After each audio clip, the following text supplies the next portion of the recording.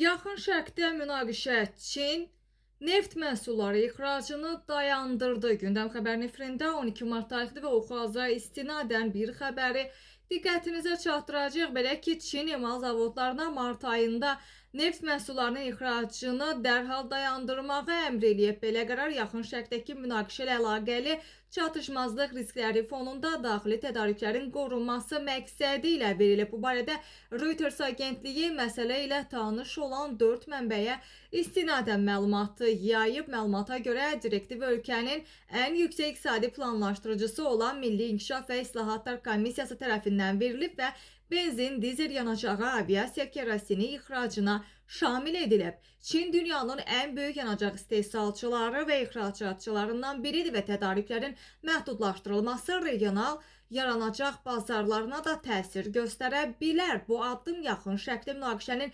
dərinləşməsi ilə bağlı enerji daşıyıcıların qlobal təchizatı üçün artan risklər fonunda atılıb. Qeyd eləyək ki, Brent markalı neftin qiyməti martın 12-sindən təxminən 10% artaraq bir barel üçün isə $100 keçmiş olub.